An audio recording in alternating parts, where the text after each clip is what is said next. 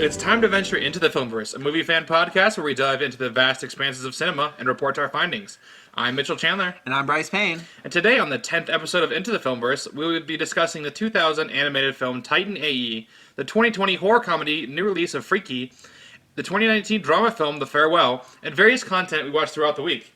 Be sure to join us on Letterboxd, the social network for film lovers. You can find Bryce Payne at Payne Reviews, Payne Reviews. And me, Mytchel Chandler, at Mytch Reviews, and Mytch is spelled with a Y, it's M-Y-T-C-H. Before we dive into our weekly movie watches, we're going to go off the top with some recent movie news. Alright, as we do every week, we're going to get down to the nitty-gritty, and we talk about Mandalorian Season 2, Episode 3 spoilers. So if you don't want to know anything about any spoilers, go ahead and skip 5 minutes starting now. Alright, Bryce, go ahead. What do you think of Mandalorian Season 2, Episode 3? Every episode just gets better. It is getting a lot. I mean, they're getting shorter, but they're getting better. Right, that's exactly. You know what's weird about this film? Even though it was only like 30 minutes, or I think it was a little bit closer to 32. 32. It still felt like an hour-long episode. So good. Like, it didn't feel like it was rushed at all. But we got to talk about Bo-Katan, obviously, and I mean, I don't. Who is the big thing out of this? Yeah, episode. the big bang out of this episode. Yeah, Bo-Katan, and also they mentioned that they're going to go see Ahsoka. In 4 episodes. Right, whatever that happens. But they name dropped her finally. Dave Filoni. I know, Dave Filoni. Let's go. He's bringing his shit. He's like, okay, I'm but making a live you've action.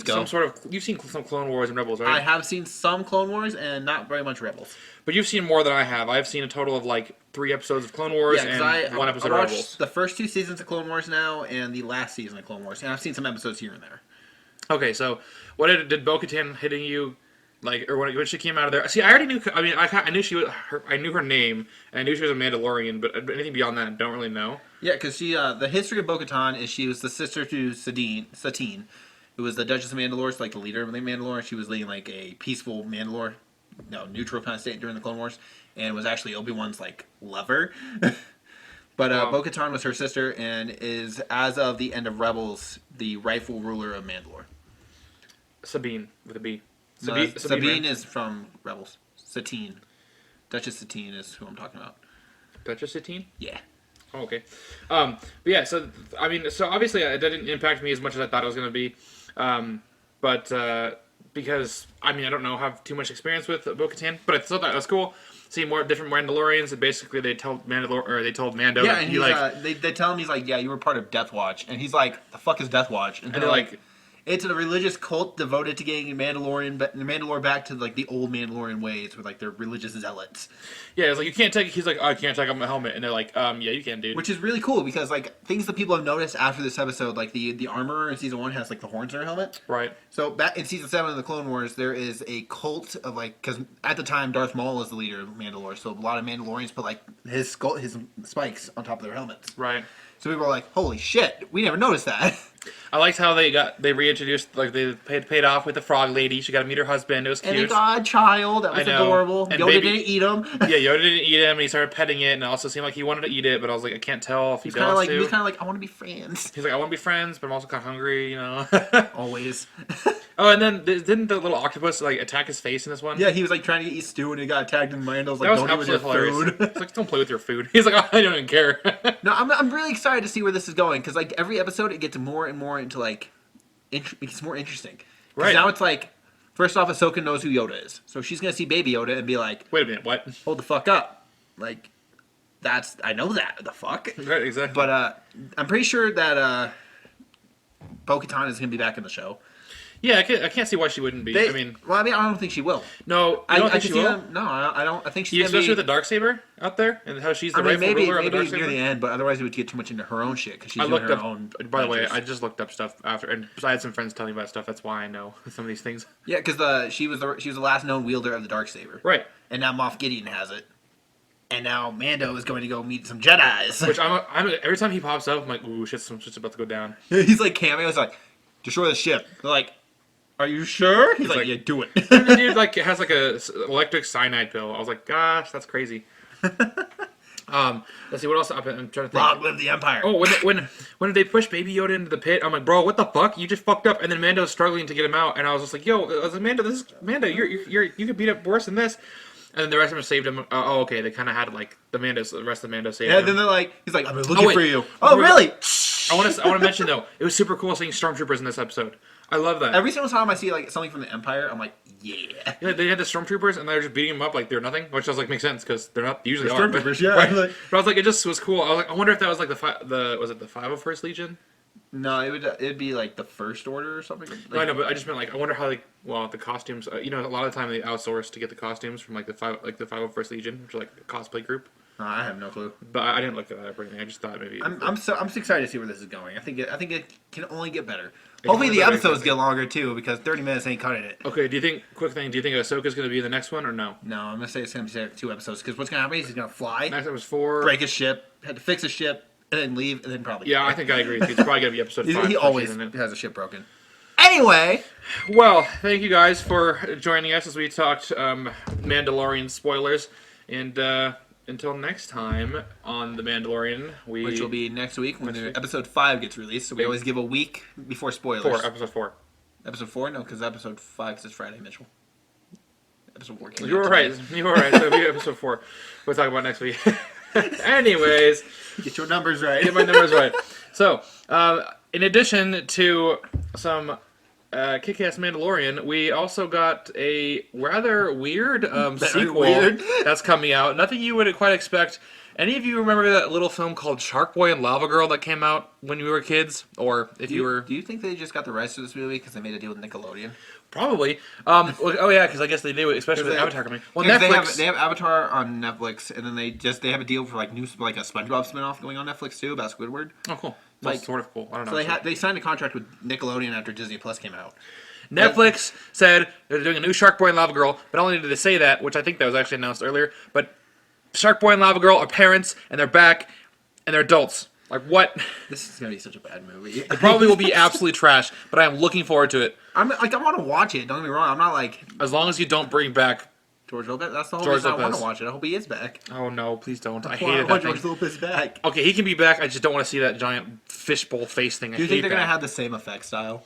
I think it will be campy. I think it'll be campy. I don't think they'll make it as very like CGI as it was back there. Or not. It will be CGI, but it won't be like shitty CGI. Do you know what the original title for Sharkboy and Lava Girl was? Everyone just calls it Sharkboy and Lava Girl, but you know what it is? What? The Adventures of Sharkboy and Lava Girl in 3D. Oh yeah, it was, wasn't it? Okay, but do you think they're gonna bring that kid back? I don't know if No.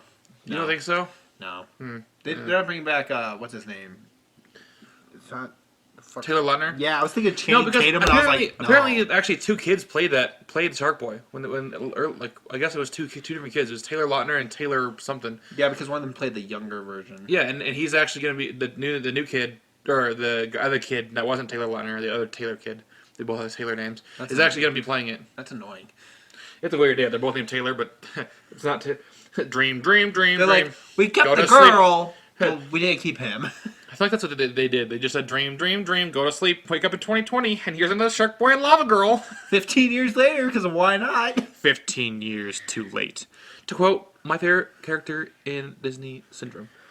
It's such a weird thing for them to be like, you're making Sharkboy and Lava Girl sequel. It's like, who asked for this though?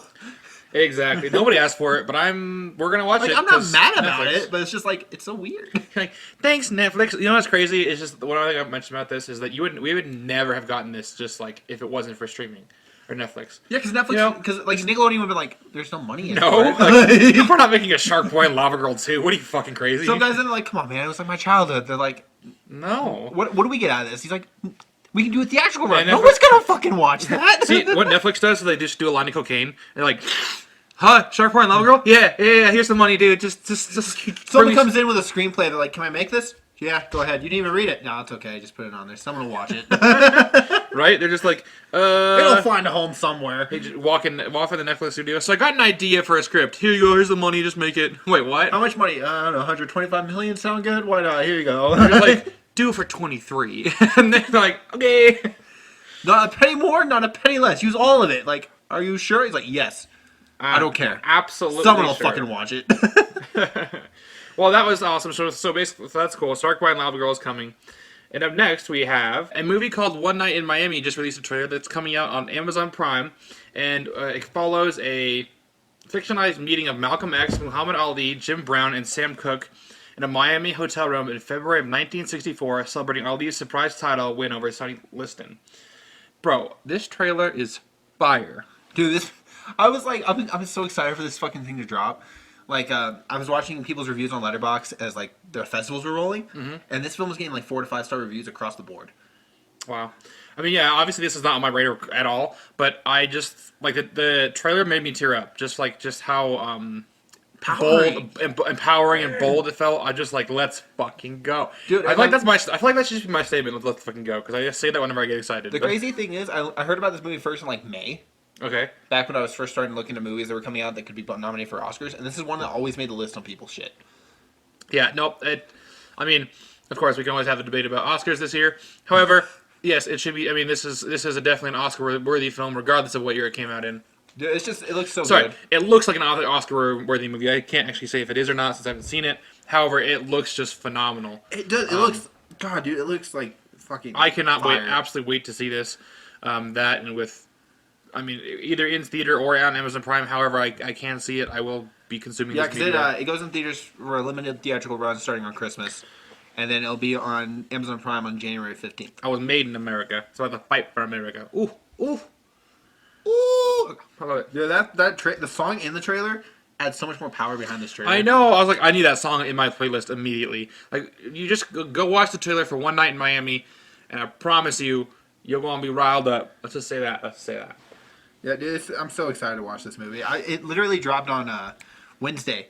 I think it was Wednesday it dropped, and it was just like, oh shit! I sent it to you like right away. I was like, you gotta watch this. Watch this. Shit. Exactly. So fire trailers. Yes, we got that. Also, in the rumblings of movies, we've got that Cinemark strikes a deal with Universal to shorten the theatrical window.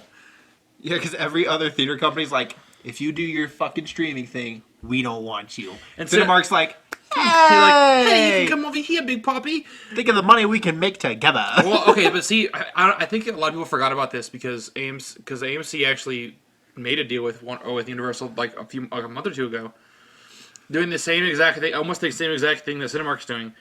The problem is they can't. The biggest issue with Universal trying to put their movies on demand is, yes, it'll hurt theaters. It's going to do that. Right. But I also see why they're doing it, especially in modern Here's climate. the thing. Right. No, I agree with you. Okay, so just a quick rundown of what this means is that Cinemark there's a theatrical window that theaters or studios, which is the people that make the movies, can't release their movies in. Like so if they put a movie in theaters, they can't make it available for digital, or they can't make any physical copies of it for release for public until for like 3 months. 3 months, exactly. Because, like, for example, like the New Mutants released in August, and it just got released on Blu-ray on Tuesday. Right, exactly. So if, for example, if say Universal put out a movie today, they could put it on premium VOD within 31 days if it makes over $50 million. So if it makes over $50 million at the theater, then they can put it on as premium VOD after 31 days. And that's different, notably, than streaming. So they couldn't just put it on their HBO Max program. Yeah, because they have to pay the money to watch the fucking movie. You have to rent it, basically. Exactly. They'd have to pay, like, your $20, $30 that what a premium VOD is. So you're basically, paying for the movie at that point. But not being able to own the movie. So, in my mind... It depends on what they do, but I think you might be able to. Well, yeah, because it's like I guess, yeah, it depends. But if it makes under $50 million, then the theatrical window shortens to 17 days. So then they can put it on premium VOD after 17 days. Films that generate at least $50 million in opening weekend ticket sales, however, will have to play exclusively in theaters for 31 days or 5 full weekdays. Yep. So traditionally, new releases remain on screens for 75 to 90 days, like that 3-month period. So the whole deal behind this is that they're shortening the theatrical window times, which really cripples the movie theater. However, they would never do this in a normal climate of stuff. Yeah, never. But however, they're desperate. Yeah, you got to think about the movies Universal has too. Right. Because they have like Fast and Furious, fucking Harry Potter. No, Warner Brothers here, Harry Potter. Oh, they have Jurassic Park. They have Harry Potter didn't they used to be Universal? No, it's Warner Brothers. It's always been Warner Brothers. Oh, I know why. It's because they're at Universal Parks. That's why. Yeah. Okay. That's why I was getting confused. Okay, never mind. They're at Universal Parks. I was like, wait, Harry Potter World. But yeah, they have a lot of big franchises like Jurassic Park, James Bond, Like they own a lot. Right. No, they own a lot And of big. a lot of the big things. That's like when I first heard like theaters being like, well, if you're not going to give it to us exclusively, then we're not going to show it. It's like, you guys realize what movies they have? So really, this is really is detrimental to the theaters, and it could very well diminish the theaters going forward. However, if I know this is a temporary deal, so that they could go back to normal after. I think it's like a 3-year deal or something like that. But for the time though, it makes sense. It makes sense. So my hope is just that they get the theaters make the deals they need to now to get through the current climate, and then get to a more normal state later. That's what I'm hoping happens here. I'm trying to look up what franchises Universal owns. Oh shit, What do they Universal own? owns a lot. They own Back to the Future, which I mean isn't Well, big nowadays, but I'm sure they'll make something eventually. they also own the Bourne film series, Okay, that's sort of big, but they haven't made any of the those. Child's Play series. But is there any big? Fast and the Furious, Insidious is a big horror franchise. Jurassic Park, the Mummy franchise, so they own everything from the Mummy. Psycho, The Purge, Universal monsters in general, so like the Invisible Man. They're trying to make those a big thing. It's hard for them. Invisible Man's doing good. They actually already have Wolfman with Ryan Gosling lined up, and then they have a Dracula movie in the works too. Right. All made by Blumhouse. They also own Van Helsing. What's also notable about this deal though is it's just with Universal and Cinemark, right?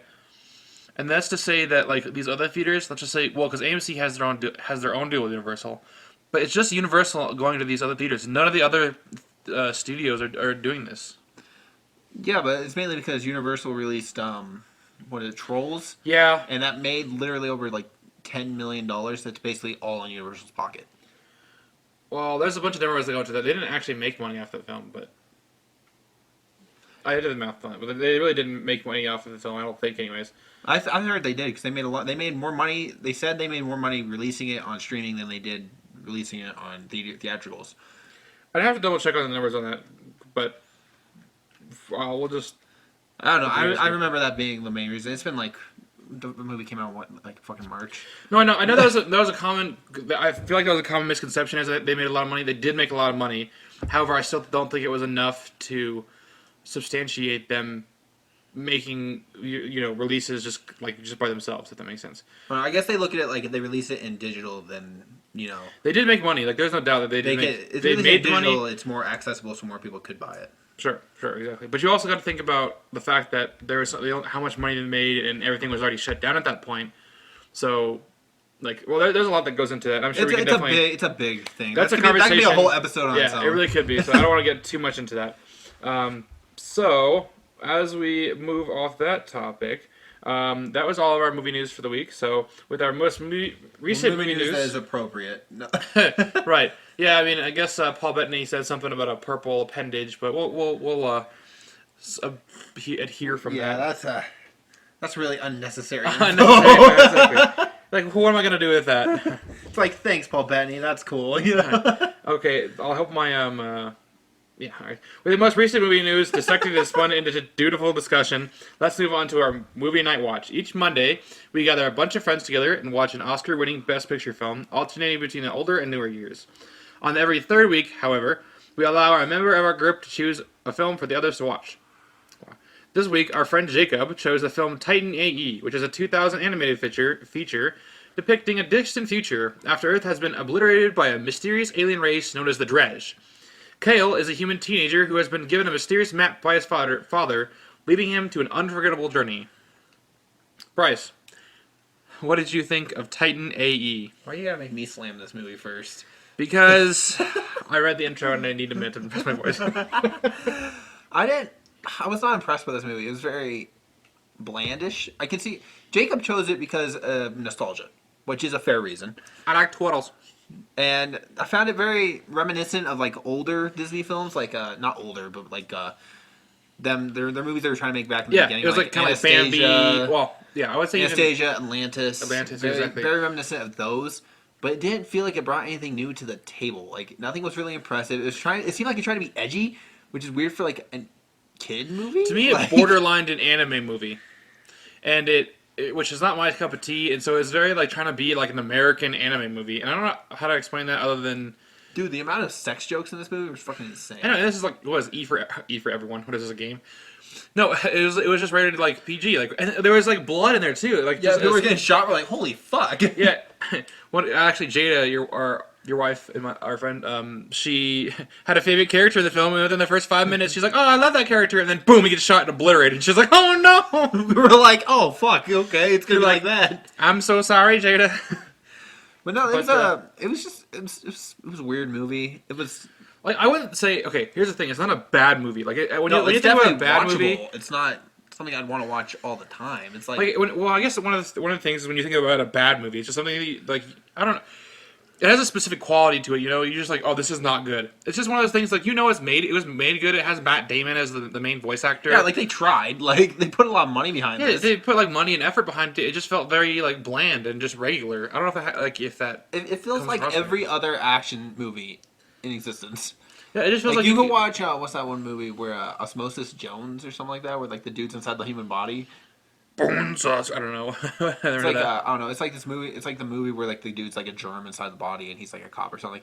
It's basically that What? movie, but dude, it's weird. I swear it's Osmosis Jones. I feel like that should be like an Inside Out like thing. They should make an Inside Out sequel, but just that. That sounds so weird. That was right. It's Osmosis Jones. Osmosis Jones. What is that? I've never even. Oh my goodness, that sounds weird. Okay, I've You've never seen Osmosis Jones? No, I've never heard of that. Dude, I had a TV show and everything. It was actually Weird. pretty fucking good. Looks like Kim Possible knockoff. Like Kim Possible meets. Well, shit, I was trying to prove Danny a point, Phantom. but then if you haven't seen the movie I'm trying to use to prove a point, it really defeats it. Like, what are you talking about? Well, yeah, I mean, so overall, it's a meh. Chris movie. Rock plays him. How the fuck? Oh, I love Chris Rock. All right, I guess I gotta check out Osmosis Jones now. Fishburne's in it. Oh God, why? He's in everything. Bill Murray's in it. Lawrence Fishburne's in everything. Literally, that's like a running joke between one of my other friends. Lawrence Fishburne is in everything. William Shatner's in this. That's a weird name. That's Star Trek. I know, that's exactly. It's a weird name. Okay, Kid Rock. Kid Rock. Kid Rock's in it. Wow, He interesting. plays a kidney rock. Osmosis Jones. You know what? Actually, the more you talk about this, it feels like I feel like I've seen this before, just like in the It's depths of my memory. probably just shoved to the recesses of your mind. You're like, it's Hey. there. I just don't remember. As we dive into the recesses of cinema and report our findings, Osmosis Jones.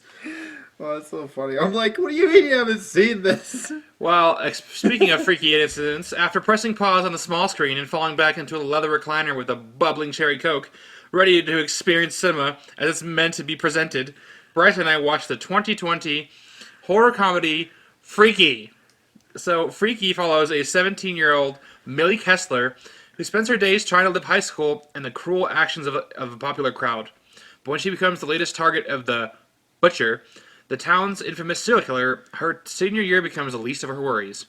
When the Butcher's mystical dagger causes him and Millie to magically switch bodies, the frightened teen learns that she has just 24 hours to get her identity back before she looks like a middle-aged maniac forever.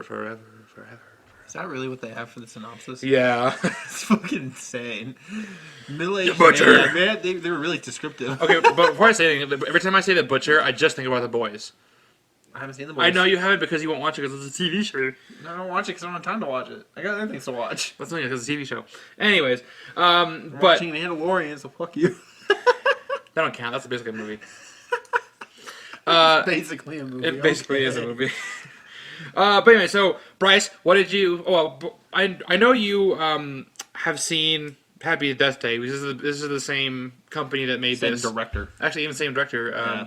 And I know you weren't a huge fan of that. I like the second one. You like the second one a little bit more. What did you think about this film? It's Happy Death Day with a twist. See, and honestly, you know, you are right. I still don't get how you don't like the Happy Death Day. I mean, I do understand why you do. My reasoning is it's not a bad movie. I just don't like the movie because I guessed the killer off the trailer. That's my whole reason. Right, Like okay. they ruined the whole movie when you spend the whole like time just sitting there going, I already know who the killer is. It Okay, doesn't that's even fine. matter. Like See, and I realized that about, well, as we'll get into a little bit later, you know, we played the Miles Morales game. I just want to bring it up real quick because there's a specific spot in there where, you know, a character comes up and you realized it from the beginning. I was like, However, obviously. I think I take things more at face value. Like, I don't actually think about it while I'm watching it. It's like, at least I try not to. Like, if it's really bad, the movie, I can tell before it even happens. Like, it's that obvious. Then it's like, oh my gosh, you guys need Dude, to help. my reasoning for Happy Death Day is so bad too, and it's such a bad reason to be right. Like, But it's so right, embarrassing. I remember that Like- exactly. But as far as Freaky goes, you just felt like I know you had told me that you like saw that it righted the comedy line and the horror line. It went back and forth, and you had a issue with that. I want movies to stick with one genre. Not all the time. Like obviously, like Get Out and stuff plays with comedy, and like if it works. See, and okay, here's But, what I bring up. Trick or Treat was very much that kind of.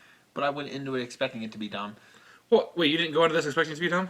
I mean, I went into it expecting Happy Death Day. I got what I went in. Okay, well that's expecting. fair. No, I mean honestly, I went into it expecting literally what it said about like, two people switching bodies. Obviously, it was a rip off of Freaky Friday or whatever. Which I will say, I like the nods to like horror franchises in it. Like I had a Me too. nod to I Know What Happened. I Know What You Did Last Summer. Friday the 13th. Right, Which is like the most blatantly one. It said Friday the Thursday the 12th, and then like the next day when she woke up as the dude. Yeah, it's not a spoiler. It just said Friday the 13th. I was like, okay, this is hilarious. But no, I don't know. I found it very predictable, which I don't really like because I'm like, come on, man. I expected this to be very simple, and not all that over the top or smart. It's not going to be smart. It's not going to be like some. It's like a movie. It's not going to be The Shining. You know what I'm saying? So yeah, I just figured it's this would be like. It's a movie I'm not mad that I watched. It's a movie that I'm like. It's going to be like Happy Death Day. I'm probably not going to watch it again for a really long time. Makes sense. Because it's going to be like. This is probably. I could probably definitely make this like I wouldn't say a regular thing, but it's just like I would be happy if I just turned it on and watched it because it's like one of those things that's campy, but it's also like it embraces the good tropes. The characters made this movie. Right, exactly. Yeah, that's really true. Characters and especially Vince Vaughn. Like I saw this review and it was like, man, Vince Vaughn's back must be hurting from carrying this movie the entire time. He really did make the movie, and I think I will say that the main character was my favorite character in it though. Really? I really like the gay guy. He was really nice. He was good. Honestly, the main cast was pretty good. I will say the that mom was like, eh. I kind of wish they didn't focus too much on the killer throughout the film and had to, they did a lot of that, and they didn't do much of her. Where's I want to see them like hunting for it instead of just like, oh, turn the corner, they're here. I'm like, it was very, like I said, it was very like.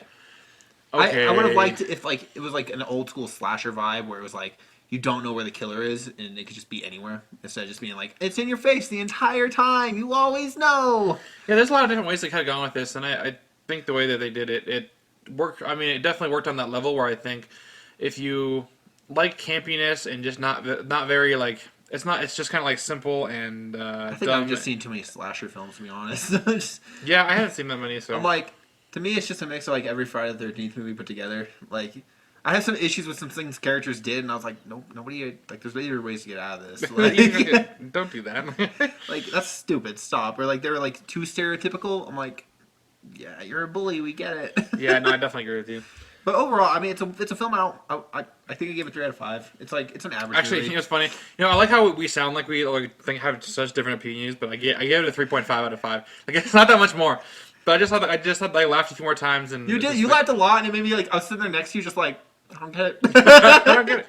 I find like a lot of nuances very funny. Just like things that most people don't find funny, I just laugh at. You're like, yay! And I was like, I don't know why you're cheering. I was like, I don't get it, man. Like, that's hilarious. Am I missing something here? Well, with that down, let's move on to some films we watched during this week. Instead of films, I'm gonna jump into a video game actually because the PS5 came out, and I know a lot of people didn't get to get it, but I got my hands on one. Luckily, very You happy. pre-ordered it within an hour of it going live. Well, yeah, I tried. You're like sitting there like, I'm gonna get it. Pre-order. It won't load. Yeah, you were there. I was there though. I was like, chill, man. I know, and I was like, no. But anyway, so I got one, and Miles Morales, the new Spider-Man game that came out. And you know us, we gotta talk about Marvel. I gotta talk about Marvel. I mean, I know it's not a movie, but I'm a geek, so I gotta talk about it. Close enough. It's exactly. cinematic. I don't want to go into too much spoilers because I want people to play it, so I won't go into too much. But what did you overall? Because you don't have a PS5, but you did buy Miles Morales for the PS4. I did because I'm not getting a PS5 till next year. Right, and you just wanted to I just wanted the story. Spider-Man. Exactly. Because I love the original Spider-Man game, so I really wanted to play. And really, no matter what, even in the original Spider-Man, the combat's not too hard. Even if you turn it on the hardest difficulty, it's really the reason you play it is because it's the story. It's Spider-Man. Yeah, it's Spider-Man. It's like the best Spider-Man like combat ever. Oh, for sure. So, what did you think about the overall story of Miles Morales? And mildly predictable. We mentioned that, Sure. He didn't know who the main villain was, and as soon as I saw him, I was like, yeah, that makes sense. Yeah, and exactly. You're like, How do you know? I was like, I don't know. It just makes sense to me. Like, See, yeah, that's one of the things. Like, it is pretty obvious once you think about it. But I was like, oh, I just was stupid. I just took it all at superficial face value. I did not like, try to yeah, honestly, new people. I could not get over the fact that I was playing as Miles Morales. So I was just like, I'm Miles. Oh my gosh, I'm in Miles' house. Oh my god, this is cool. I will say I still don't like new Peter's face. Obviously, I don't have hell PS5, no. so I can't play the remastered version. I keep trying so hard to like it, and it's every time I cringe. Like, and I watch like comparison videos, so I see comparisons of the two, and I was like, dude, the other one had so much more expression on his face. Dude, like I saw this split thing about like the final battle between like Doc Ock and and he's all sitting there, he's like, I got you, I trusted you, and then you see the new version, I was like, oh, he looks like a fucking child. And it's not even the fact that like there's a face difference, right? And it's not as much expressive range, but also the fact that we associate that voice with that face already.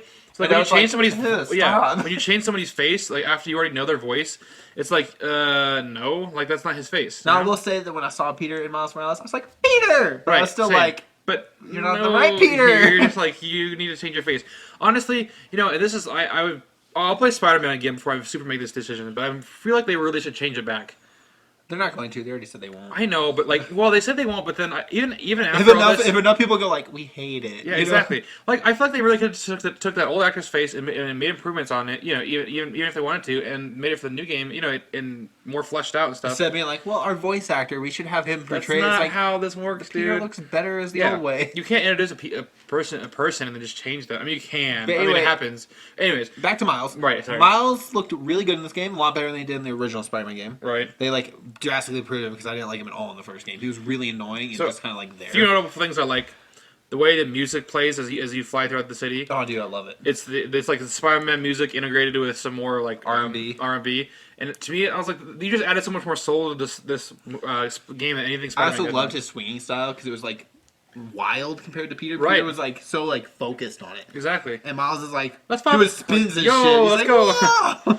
And it felt it just felt like a little bit less than Spider-Man. Like if you place the original Spider-Man again, like right after you play Miles, you feel like that Spider-Man or Miles, or sorry, no, what am I saying? Peter is very much more powerful, like just and more precise and focused. But Miles is still learning. So Miles is still learning, and then but then he has the added advantage of the Venom powers, which are a lot of fun for me because it's almost like it's all you did. It's almost like you have Spider-Man with superpowers. I don't know, I really enjoy the game. I think it's definitely like a must play if you're into Spider-Man, Marvel. If you love Spider-Man, like the movies and shit, you need to play this game. I feel like even if you're not a gamer, like let's just say you don't play games, right? You're not gonna buy a PS5, you don't even have a PS4 or whatever. Just go watch the cutscenes movies. Right? Yeah, go online and look up Miles Morales Spider-Man movie cut. Because it might be a few hours long, but trust me, it's worth it. It's worth watching and enjoying. It's so emotional. It's like these Spider-Man games are the best Spider-Man stories I've seen. That's what I loved about this game is that it did not take away from what being Spider-Man is. It just improved. It made it like another Spider-Man movie, or Spider-Man game, film, whatever. Let's face it, you can't have enough Spider-Man ever. I will say Peter was, and I keep going back to Peter because Peter's just weird in this, but his personality was weird in this one too. I hate how he's like, yeah, hey Miles, welcome to me, Spider-Man. Good luck. I'm going on vacation. He's like, peace. hey Miles, yeah, I'm going vacay. Miles is like, wait a minute, what about the supervillains? He's like, oh, you're good. Peace. You're only gonna fight one. I'm New York's only Spider-Man. I will say the lack of villains kind of frustrated me. I get it. Yeah, no, I mean, I get it. The reason I get it is because it's like they were just making a short story for in between. Yeah, but I don't know. I just would have liked to see more than just like all I know 3 villains. Is the next Spider-Man game better have Miles Morales as a playable character from you better be able to switch between the two. GTA, man, like GTA style where you can change characters. Yes. Like if they don't, I'm pissed. Because you cannot do that. Dude, you cannot give me Miles like that. How big this game's gonna be if it has like both characters with their own skill trees? Oh shit! Oh, that'd be cool. And then you can go back and forth between the two. Maybe they're on they're fighting 2 different villains at once or something like that. Oh god, there's so much potential. There is, and I was like, they better do something with it because if I'm not able to be Miles for a good portion of the next game, I'm gonna be mad. Fuck Mary Jane, let me be Miles more. I do not want to. Yeah, I do not want to be Mary Jane walking around anymore. I didn't like that when you were Miles in the first time. Yeah, I didn't like that either. I was like, can't it just be Spider-Man? Well, thank you for letting us talk about Miles Morales. Bryce, you watched a few films this week. I did. I watched the 2 brand new Criterion releases that released on Tuesday. And for those that might be first time listening, what is a Criterion film? Oh, God. Okay. Criterion Collection I'm trying to find the actual like company motto so I can be more precise in what I say instead of just being like they're a collection of movies. Exactly. But yeah, I mean it's well, I'll let Bryce get to it, but it's really, from what I've gathered, it's just like a collection of movies that they gather from around different countries, and it's stuff that's more high profile and artistic things. It's very art house. Right. Okay, so this is what the Criterion Collection writes on their website for what is the Criterion Collection. The Criterion Collection is a continuing series of important classics and contemporary films on home video. Our editions often include restored film transfers along with the commentary tracks and other kinds of supplemental features, which we pioneered with the release of our first Laserdisc, Citizen Kane and King Kong in 1984. Ever since, Criterion has been working closely with filmmakers and scholars to ensure that each film is presented as this maker would want it to be seen, and published in an edition that will deepen the viewer's understanding and appreciation of the art of cinema. Wow. Okay, that makes sense. So yeah, I mean, they're currently on spine number 1057. Wow. I have about 400 spines. So for reference, I started collecting the Criterion Collection in April. You have 400 already? I knew that already, and so I was like, oh yeah, fuck. And I've seen a lot of them. I've seen probably half of my collection, roughly. Okay. And I'm always getting more because I love the Criterion Collection. Right. But I'm trying to keep up with the new releases. So this week they released Ghost Dog: The Way of the Samurai, starring Forrest Whitaker, and Moonstruck, starring Cher and Nicolas Cage. Nicolas Cage in a Criterion movie. He's been in a couple. He's been in a couple Criterion movies? There's one called The Rock. Oh, no. And he's with, I think it's Sean Connery, and I didn't know he was in that till today, so that's coming up too, because I'm almost there. We have to steal the Declaration of Independence. I will say, I'll start with Moonstruck, because it's the lesser of the two. So, Moonstruck follows a Cher's character, who I cannot remember the name, because Ghost Dog absolutely obliterated this movie today. Okay. So, Moonstruck follows a woman who has been newly engaged to a man named Johnny, who is a Italian man, who kind of seems like he's in the mafia. Kind of, he feels like, you know, every Italian movie always makes the Italians feel like they're in a mafia. The mafia, sure, right. Yeah, but he proposes to her because his mom is sick, and he's flying back to Sicily to see his mom while she's on her deathbed. Oh my God, Bryce, talk. That's me all the time. So he like proposes to her, and she's very much like superstitious. She's like, "Well, if you don't get on your knees and give me a ring, then obviously I'm gonna have bad luck, and the marriage isn't gonna fucking work." That's not what I thought you were gonna say, but okay, good. Anyway, so before he leaves, he tells her, he's like, "I really want you to get in touch with my brother. We haven't seen each other in 5 years. Mm-hmm. I really want him to come to our wedding." So he gives her a phone number. He's like, "Call him when you get time, and I'm going to Sicily. Peace, love you."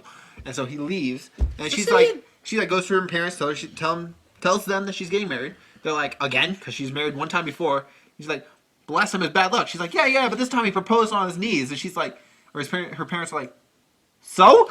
I know I've known somebody that's gotten married like 5 times. Well, you know, it's Italian though. It's very like, you're not supposed to do that, especially because she's from a religious family. So like, sure, when you're married, that's it. But she's like, okay, but he died. He got hit by a bus. Like, it doesn't matter. You know what? Yeah, that's fair.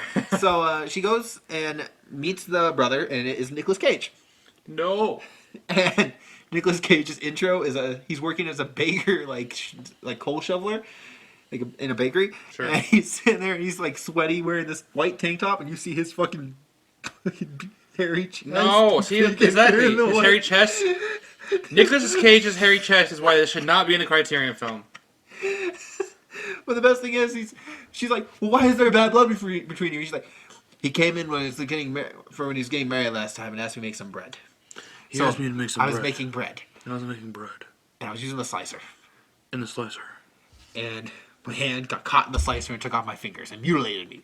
I was engaged. My woman left me alone, mutilated. My Johnny has a wife. Johnny has a hand. I have no wife. I have no hand. Why? It's like, dude, you need to fucking chill, Nick. Like, stop. And we gotta steal the Declaration of Independence. I'm sorry, I'm just bombing on Nicolas Cage, even though I like him in like Kick-Ass. But yeah, honestly, that sounds like really interesting as far as... It's really neat because like she starts falling in love with the brother. Oh, so Nicolas Cage gets a little girl, doesn't he? Of course he does. It's so funny how they literally go to his apartment, and she's like sitting there talking, and he like throws a table and then picks her up, and she's like, "What are you doing?" He's like, "Taking you to the bed." She's like, "All right, yeah, take me to the bed." Like, you know, it's take me. He's like, yes. I was like, "What?" I'm going to steal your Declaration of Independence. She's like, "I'm engaged to your brother." He's like, "And?" She's like, "All right, yeah, just go for it." It's like, chill. chill out. But like the movie basically revolves around like she's like having an affair with her fiance's brother, and as this is happening, she starts seeing all the people like her family are all having affairs too. So she catches her mom having an affair, her dad having an affair, and they're all like, "You're engaged," and she's like, "Yeah, you're fucking married. What are you?" You were having an affair, and mine. Does mom know? No. Then shut up. Then shut up. That's still the Declaration of Independence. Okay, I'm just saying. But like, it was like borderline 3.5 stars because I was really enjoying it. It was really funny, and I was Right. like, I was really enjoying this movie. I'm gonna spoil the ending because the ending is what made this a 4-star movie for Sure. me. And I don't think you're ever gonna watch it. I mean, who knows? Probably not. If you're watching, if you're listening to this podcast, I'm sorry. I was spoiling. It's not. It's from 1986. Just skip around like 30 seconds. Probably more like a minute. Okay, a minute. All right. But so Nicolas Cage is like sitting there in their house, and they're like, "No, Johnny's home," and she's like, "Oh no," because obviously Johnny's gonna see him there. Right. And Nicolas Cage is like, "Yeah, whatever. You know, we have to tell him eventually." He's like, oh, go on, tell him now. Johnny comes in and he goes, "It's a miracle. Mom's okay. We don't have to get married." And she's like, "What do you mean we don't have to get married?" It's like, "I was only gonna marry you because Mom was gonna die." Oh no. She's like, "What? What? You gave me a ring. You promised." He's like, "Oh yeah, I'm gonna need that back." What? She's like, "Fine, take your ring. I don't want it You mean anyway." Nicolas Cage is like, yeah, I don't want the ring. Nicolas Cage is over there. He's like, "All right, well, hey, will you marry me?" And she's like, "Where's your ring?" And he's like, "Hey, brother, can I borrow that ring?" And brother's like, okay." Oh my gosh. She gives her the ring for my brother. Just And imagine that. That's how the movie relationship. ends. Hey, yo. He's like, I'm gonna steal her Declaration of Independence. The movie ends with the brother giving his Hey, brother a ring to marry his ex-fiancée. It's fucking hilarious. That pun actually worked. I'm gonna steal her Declaration of Independence. Get it? Because her Declaration. Ah, it's funny. I was like, that is fun. I was literally watching it. It was like 10 minutes left in the movie. I was like, what else could they do? And I was like, that's the best fucking way to end this. Like, just sitting there, like, no, we don't have to get married. Like, well, fuck you then. He's I'll like- marry you. Where's your ring? Hey, brother. Hey, yo. Yo, baby, let me whisper in your ear. Can I marry you? And she's like, where's your ring? And he's like, guess what? I ain't got one, but you know who does? The guy Hey, who boo-boo. just broke up with you. Hey, boo-boo. No, I really enjoyed it. It was really funny, and it was surprising. It really was. No, it really sounds actually like quite fun, actually. And then I watched Ghost Dog, which is the better of the two. Can you believe that? It's better. You know, every time you say Ghost Dog, I think of Frankenweenie. Dude, this movie is hilarious, though. Okay, so Ghost Dog follows a hitman who Oh, follows samurai. who follows the way of the samurai.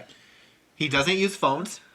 He doesn't- Ghost of Tsushima, Ghost Dog. Wow. Okay, this is funny though because he's working for the Italian mob, and I wrote my What? review in Moonstruck that I really wanted to watch another Italian movie. And boom, there And it it is. was like, oh shit, nice. Wow. And so, Ghost Dog is a hitman for this man named Louis, and Louis basically is like he writes notes on pigeons to send to Louis, so Louis can write him back and Also be in like, Spider-Man. here's your go do your mission. And so Ghost Dog is like doing missions, and he hunts down this one man, and he kills this man in front of this one of the mob boss's daughters. Mm-hmm. And so the mob boss is like, well, we got to kill this man. You know, he killed our family. We got to get rid of him. We gotta steal his Declaration. And so they're like, well, you wanted him out. You wanted this dude killed. They're like, yeah, but you can't kill someone in front of the boss's fucking daughter. You come to this day on the daughter of my is wedding. So what ends up happening is they put a hit on Ghost Dog. Okay. They say like, we need to kill Ghost Dog. So Ghost Dog is like, he's fallen away the samurai, right? Sure. So he can't kill his handler. So his handler is Louis. So Louis, he like finds Louis. And he's like, I can fix your problem. Give me a few minutes. Give me a few days. I got you. And he fucking Ghost Dog goes around and kills every fucking mob boss. Wow. And then like John Wick style? no, but it's just like there's like a scene where this dude's just watching TV in his house, and Ghost Dog goes up with a piece of tape, puts it on the window, and shoots through the tape and kills the dude and That walks is John away. Wick style. But it's like it's so like simple. It's just it's like it's not overdrawn combat. There's No, none no, of him no, like I know, I see. there's nothing of him like trying to like fight for survival. It's just him walking up and be like bang and walking away. It's like He's even better nice. than John Wick. You don't even have to, he just shoots you and leaves. And then he does this thing with his gun where he like spins his gun and puts it in the holster like a sword. Oh my god, does he really? And through the entire movie, there's like scriptures of like this like Way of the Samurai book he's reading, and like pops up and he'll be like, and then the rain went down and you know some samurai like scripture and it's like, damn, this is so fucking good. I know what the way of Nicolas Cage is. To steal the Declaration of Independence. But like it turns into like this great like revenge movie of like Ghost Dog trying to like help his handler, but it's like it has so much more to it. Like he has a best friend who's a Frenchman. Okay. Neither of them speak the other person's language. He even like he meets this girl. And he's like, yeah, this is my best friend. She's like, can you even understand what he's saying? She's like, nah. Hell no. Nah. Can you understand what you're saying? Nah, he doesn't speak English. That I sounds don't like speak Rush Hour. French. You know? You understand the words that are coming out of my mouth? No, dude. Like, not for real this time. But it's like he's like they'll be sitting there and he'll be like talking French. He's like, "Hey man, I saw this man in a sling walk by," and like Ghost Dog will be like, "Oh, you saw a man in a sling? Yeah, man, he's probably Louis." He's like, "Yeah," and they'll be like, "Hey man, I was worried about you." Speaking of French, of course. Then like Louis, like the Ghost Dog will be like, "Hey man, I was worried about you. We haven't seen each other in a while," and they'll like be repeating the same thing to each other. So it's like their friendship goes past language. Wow. They don't need to understand each other to be friends. They can't speak to each other, but Ghost Dog's like, yeah, this is my best friend, and then the French dude's like, hey, yeah, this is my best friend. Oui. Like they can't understand, so Right. they're calling each other best friends without ever speaking the same language. Oh, they didn't even realize. That's awesome. And it's so cool. That is cool, honestly. And the ending is so sad. Well, that's not fun. No, but like he kills everybody. Mm-hmm. And I don't want to spoil the ending because this is one I actually think you would enjoy. Okay. But he kills everybody, and then the ending, like my wife and I were sitting there watching it, and my wife's like, "No, this is not okay." And she's like, "No, it won't happen that way." And I was like, "But all the clues are there." I She's hate like, that. "No!" And I was like, Oh "It's no! gonna happen." I'm gonna get mad at that movie for that. Like that. I hate endings like that. But here's the best thing: they are reportedly, as of 2017, so obviously the 3 years of no news on this, they are making a sequel for Ghost Dog. And you know who's Interesting. writing it? Who? Wu-Tang Clan's RZA. That sounds messed. That doesn't sound right. But He okay. did the music for Ghost Dog, Oh, okay. but he's writing. The Yeah, sequel no, to it just, Ghost that Dog just sounds 2? weird. That sounds weird. And Forrest Whitaker's already signed on. Like I doubt there's even a script. He was just like, "Yeah, I'll be there. I'll do it." That makes sense. But it's either like they're thinking about either making a movie or making a television show. Okay. And now with Criterion releasing Ghost Dog, which might- is obviously it might give making it it more into I want to say a bigger audience. It but might it's give like, it to. It might like giving it more a bump. notoriety. Yeah, it might give it a bump to more. I guess Because even like RZA is releasing the soundtrack for Ghost Dog, like the original Ghost Dog. Oh, sorry. Re-releasing the soundtrack for Ghost Dog on the 20th. Okay. And my wife was like, "That's so cool," because she was gonna buy it. Oh, nice. And I was like, "Yeah, they're probably releasing it because they released it on Criterion. Like, it's getting a boost." Yeah, exactly. So like, hopefully they make a sequel because if they do, I'm fucking there. The movie came out in 1999. Oh, okay. So it's not too bad. It's not that much. It's not No, that but old. 21 years and now they make like sequel. I'm like, yeah, do No, it. it's weird. Like- It's weird when you think about it that way. Like you think about a movie. It's like you hear it's like 1997, when we were around, we weren't born, and you're like, it was like 20 something years ago. I was like, oh yeah, I guess it is as old as I You're am. like, Toy Story came out in 1996. Shit. Like, oh no! Like, Toy Story's my childhood. Like no. They came out. I want to say that Toy Story came. I don't want to be wrong about that. So. No, I think you're right. It's close. It's close to that era or that time. 1995. Even a year earlier. Wow. Bam! I was right. Well, Pretty close. with our thoughts on the Declaration of Independence spiraling into the Filmverse, let's move on to the Filmverse I'm just feature. gonna watch nothing but Nicolas Cage movies for the next week. You gotta hear about the Declaration of Independence forever now. Each week, before our podcast, we watch a film that the other person wants to share. Last week, I chose the 2019 drama film The Farewell. And Farewell follows a Chinese woman named Billy, who, as their family returns to China, under the guise of a fake wedding, to stealthily say goodbye to their grandma, who is dying of cancer. And they found out that she only has a few weeks to live.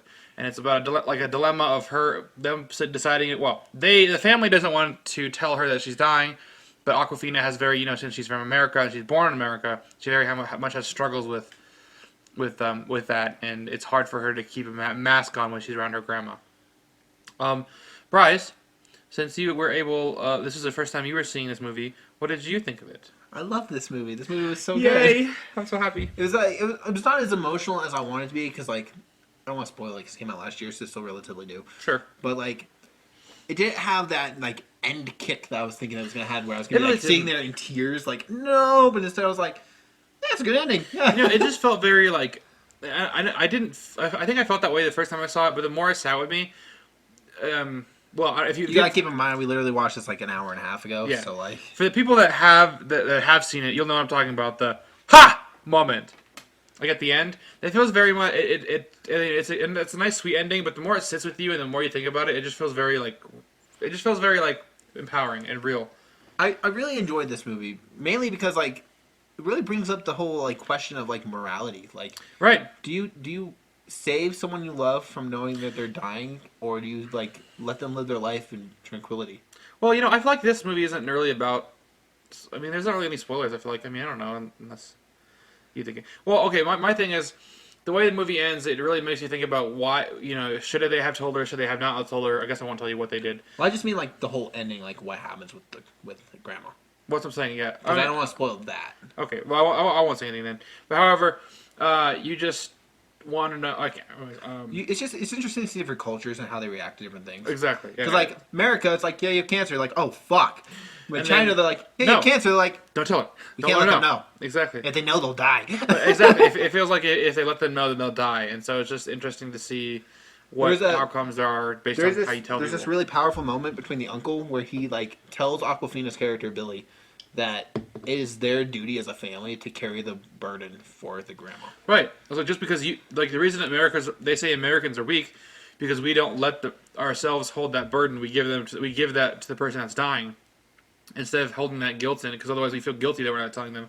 We need to hold that guilt and that burden in on us, so that way we can make the people that we love the rest of their life easier. Yeah, it's insane. Obviously, I don't agree with that. I don't really know. I don't think I'd. However, after this movie, I gave it more thought. I was I'll like, say I don't that. think I'd. Like, I know I should. Like, if I had cancer, I should know, but I also don't think I'd want to know. Well, I mean, I guess just fundamentally, I feel like if I was sick, I would want to know. But I just also, don't- I guess. like I feel like I have the right to know. It's my body, my life. It's my thing. I also look at it However, like if you. I do understand, but I get like it made me think more about the other side and why you wouldn't, and I understand it and I appreciate it. It's like morality. It's like I don't like. It's like let's think about in time. You Right. know you're dying. Right. I don't want that clock. Right. I don't want the time frame. Like you could last 3 weeks. You Well, could last right, 3 exactly. years. Like I'm good. I don't need to know that. I mean, it was also like a whole, discussion about American culture or Western culture versus Eastern culture, and just because especially with a Chinese woman that was Awkwafina's character, that was born and raised in America, and she visited China obviously as kids and stuff. But she never lived there. She never lived there. She's like, she's in like the Western mindset. Like we should tell her. We need to tell her. And her entire family's like, no, we can't. Or even if they want to and they understand why she's coming from that angle, like they're like, no, and this is why, and this, these are reasons why. Like you got to respect really- your family's wishes at the same time. Like even if it hurts. Exactly. Because it's like it's like your parents are like telling you like you can't do that because if you do it, it's just gonna cause more pain than it'll help. So, did Awkwafina gain any credibility for you after seeing this? I mean, I already liked Awkwafina. Oh, okay. I mean, I haven't seen her in too much because I've seen her in like Neighbors 2 where she had like a small role, which I really liked her in that. She was funny. My first movie I saw her in was Ocean's 8, and she played a bigger role, but she still wasn't like the main. All right. But seeing her as a main character shows me how powerful of a lead she can be. I definitely think she's going to be an Oscar contender eventually. Eventually, yeah, because this is her now, and she's only been acting for like 4 years. Holy shit! I know. I forget she used to be a singer too. It's weird. Yeah, it's like you're like, oh yeah, she's a rapper, and it's like, the rapper? She's a rapper? What? She's a no, rap- she's an actress because that's what Hold she's up. known for is her acting instead of her rapping anymore. So, Bryce, that was what we thought of the farewell. So, what film did you have for next week's Filmverse feature? I picked a holiday film Yay! that I've never seen. What is it? It is a 2015 film. Ooh, something new. I enjoy. Yeah, 2015. It is called Krisha. Krusha? Krisha. Krisha. What? I've never heard of it. Okay, so Krisha. This is the synopsis it gives online.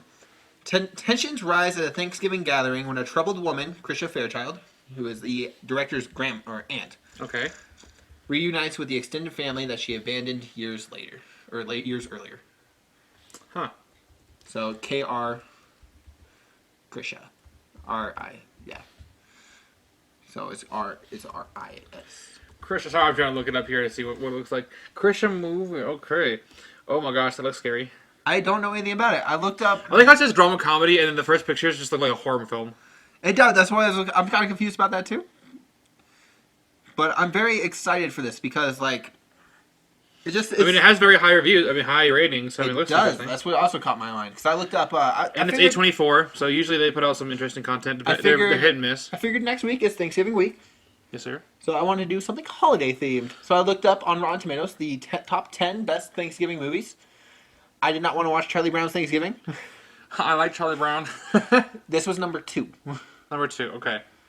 Well, interesting. Well, I will be excited to check this out then. I am very excited. I do like. I honestly like A24 and Blumhouse, and They're always a hit or miss. they are. But I do enjoy watching their films because usually A24 has some really like Midsummer, Hereditary. Like they've been releasing good shit. right. Well, see, the reason I like those studios specifically is because they take movies with small budgets and they turn them into really good films. It's amazing what they can do. Right, it really is. It's And that's why I love seeing like even if it's not going to be good, I see that studio and I'm like, ooh, I'm in for something interesting. Whether or not it's good is different, but I'm in for something interesting because a lot of times they let these directors do a little bit more freedom and they try different things. Here's some examples of movies that A24 has done that could give you an example of what this movie could be. Right. Uncut Gems. Right, which is fun. It's very different. The Lighthouse. Okay. They were also The Farewell. Right, exactly. We just watched The Farewell at A24. Midsummer. Right. Mid-90s, which is Jonah Hill's directorial debut. Oh, I didn't. Jonah Hill did a film. It came out in 2 years ago. It's a skateboarder. It's weird. I haven't seen it yet. Eighth Grade, which is by the comedian Bo Burnham. Okay. Yeah, they just that's all from 2018. The Disaster Artist, Lady Bird, Killing of a Sacred Deer, The Florida Project, A Ghost Story, which I've heard is really good. Really sad, apparently. Moonlight, which won Best Picture. Right. See, that's the thing is they put out a lot of good content and then some like really most of it's pretty solid though. Swiss Army Man. Right, which is a solid Green movie. Room. Oh well, Green Room. We both love Green Room. Krisha. Right, we're going to watch. So, The Witch. Room. Oh, right. Brie Larson. Yeah, Brie Larson one. So this could be good. This could solid. be bad. It's like a hit or miss. It's weird that I've never heard of it, especially that it came out. Well, I honestly didn't start watching movies till a little bit after that. Seriously, so. I just wanted to watch a holiday film, and I was like, Thanksgiving dinner. I was like, awesome. Let's go. Well, thank you guys as we talked movie news, share our thoughts on the season 2, episode 3 of The Mandalorian. Talked about the film Freaky and discuss Titan AE and the 2019 drama film The Farewell, Miles Morales, and a bunch of other movie news. Overall, a good week for us. Exactly. A lot better than last week. It was very more entertaining for us this week. New episodes come out every Friday, so be sure to follow us and turn on notifications to get updates every time we post. You can stay connected with Bryce Payne at Paid Reviews, Payne Reviews on Letterboxd, and on Instagram at Sanguine Director. Sanguine's kind of a weird word, so SANGUINE Director. Sweet. And you can stay connected with me, Mytchel Chandler, by following me on Facebook and Instagram at author Mytchel Chandler, Twitter at Mytchel Chandler, and on Letterboxd at Mitch Reviews. And you can follow us on Instagram at Into the Filmverse Podcast. Yes, you can. And Mitch, just for you, anybody to remember, my name's spelled differently. It's Mytchch. Well, that's all for this week, our fellow cinephiles. And until next time, Excelsior!